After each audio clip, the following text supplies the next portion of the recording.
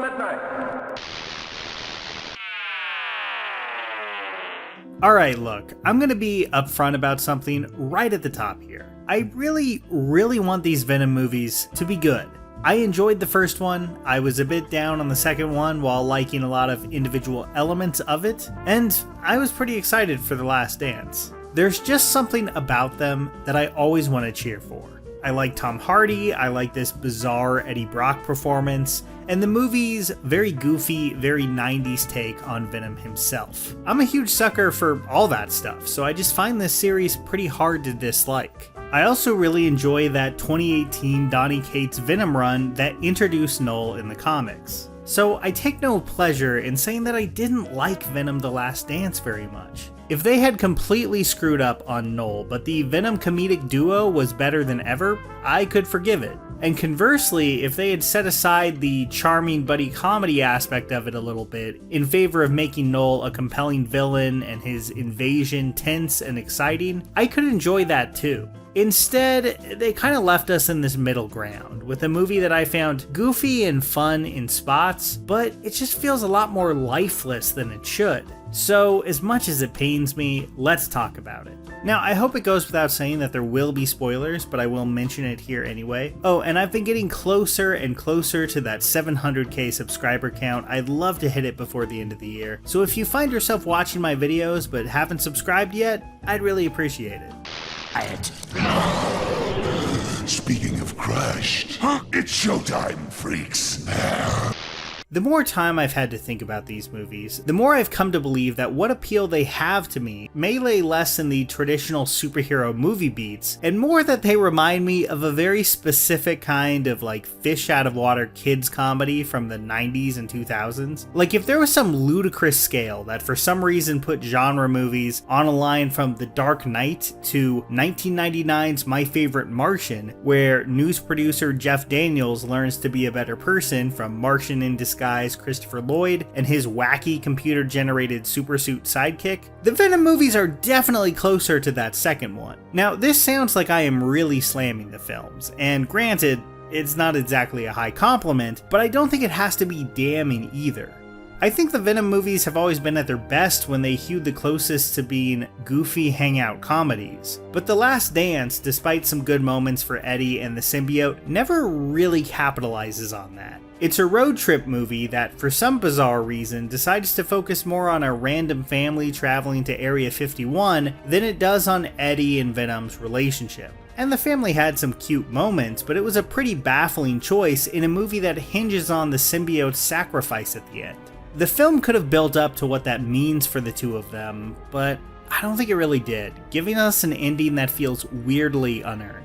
Though considering the very hacky montage at the end, set to a Maroon 5 song that mostly consisted of clips that you had just seen 15 to 30 minutes earlier, maybe the joke is just on me for bothering to take any of these emotional stakes seriously at all. And I'd honestly be fine with that if this movie were more funny than it really is. Maybe you'll disagree, like comedy is highly subjective, but I thought this was easily the least funny of the three, which was a disappointment after the marketing seemed to promise such a strange film, filled with symbiote frogs, fishes, and horses. Which I guess naturally leads into how The Last Dance is as an action film. Well, not great. I do actually think the river chase set piece that features all those creatures is kind of the high point in terms of action. It's a fun scene, and I'm always down for a creative use of the symbiote, no matter how goofy it is, but I don't think that sense of creativity extends to much of anything else. For one thing, Venom himself is just really disappointing here. I love the big guy, and I feel like we barely got to see him. Now we get a ton of his head sticking out of Eddie's back, but precious little time of them fully suited up. Now the first two movies also did a lot of this, and maybe if I went back and timed it, it would turn out that The Last Dance was roughly on par, but it just really felt like he got less time than ever here. And the inclusion of the other symbiotes isn't as exciting as it should be, as their personalities didn't get nearly as defined as they were even in the goofiest 90s comics. They don't do that much, and often feel more like fan Easter eggs than real characters. Now, I did think the human antagonists were at least very well cast. Ted Lasso's Juno Temple and Serenity's Chiwetel Ejiofor are here, vastly overqualified for these thankless roles, and they managed to bring a little more to these characters than what's on the page. Though Temple's Teddy Payne having this extended dream flashback sequence to her childhood is completely baffling, considering how little she ends up doing in the third act of this movie. It seems like they were trying to set up this character to be in another spin-off or something, and honestly, if so, that's really funny. Like, I'm guessing that purple symbiote is supposed to make her Agony from the comics, and like really, in these waning days of a superhero movie craze, even a few years ago, did they really think there would be appetite for an Agony movie? Who also now has the Flash's powers for some reason? Like, yeah, I'm sure I'll be expecting that right after the Bad Bunny pro wrestler spinoff that Sony announced in 2022. Now, I probably shouldn't drift too much into just talking about the franchise building aspect of this in a video where I'm trying to review the movie, but Venom: The Last Dance makes it hard not to, because for a movie called The Last Dance, there is shockingly little closure here. I was excited for Knull going into this. He's one of the more recent additions to the Spider-Man end of the Marvel Universe that I thought really worked. And so, of course, they find a way to make him unbearably lame here. One of the things that makes Knull so fun in the Donny Cates and Ryan Stegman Venom run is that he feels like the character that a kid in middle school who loves dirt bikes and drawing skulls in his notebook would pick in a Marvel fighting game. He's over the top, imposingly powerful and creepy, with a character design that feels indebted to 90s Marvel without wallowing in past continuity, with a nice little touch of Lovecraftian cosmic horror. He's a godlike entity that you have a hard time picturing screw-ups like Eddie and the symbiote ever being able to defeat. Basically, all of that is undercut when you turn him into an impotent monologuer who never even comes face to face with our leads. Now, the movie starts with him spouting this really blunt exposition in a scene that honestly feels tacked on at the last minute after test audiences said they didn't understand what was happening. But that's just my guess.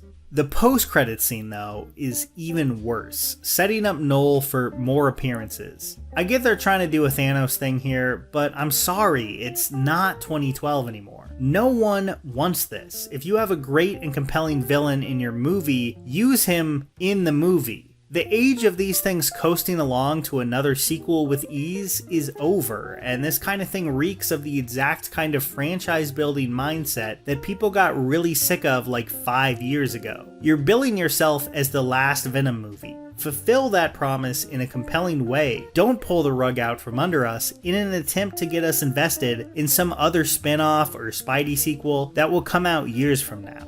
I am just so over this kind of thing. I started this channel in early 2017, and the amount of pointless post-credit scenes that go nowhere that I've seen in that time is just staggering. If I never watched another post-credit scene for the rest of my life, that would be more than okay with me. The superhero movie feels like it's on its last legs, despite all the soft spots I have for this character, for Tom Hardy's goofball performance, and honestly, for the big guy's death scene, which I still found pretty moving despite everything. It's hard to deny that movies like Venom: The Last Dance are a big reason why. There are some funny and effective scenes here, some individual performances and moments that I think work. But taken as a whole, it feels like yet another example of Sony's contempt for its superhero movie audience. It's better than Morbius or Madam Web, but it feels half-assed and poorly edited in many of the same ways. Movie studios have seen these films as a license to print money for more than a decade now, but it seems like they just can't be bothered to try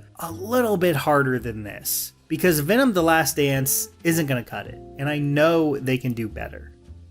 Okay, so this is a movie I would have really enjoyed watching a riff tracks for. And if you felt the same way, I can't recommend Nebula enough, which is now the home of riff tracks. For those who don't know, riff tracks are some of the guys from Mystery Science Theater 3000 carrying on the legacy of doing some of the best commentary tracks ever made. They've been great for decades, and I was so happy to see them on Nebula. Nebula is a boutique streaming service where you can watch all my videos, including a few exclusive ones, totally ad-free. Not to mention videos from Tierzoo, Polyphonic, Patrick H. Willems, Nando V Movies. They're all there alongside many others, encompassing so many genres of video. Nebula has put in a lot of effort over the years to become a prestige streaming service for viewers and creators. And as it's just gotten better and better, it's great to see how that continues to pay off. So don't miss it. Get a yearly Nebula subscription at go.nebula.tv/captainmidnight right now. So check out that link in the description or pinned comment below.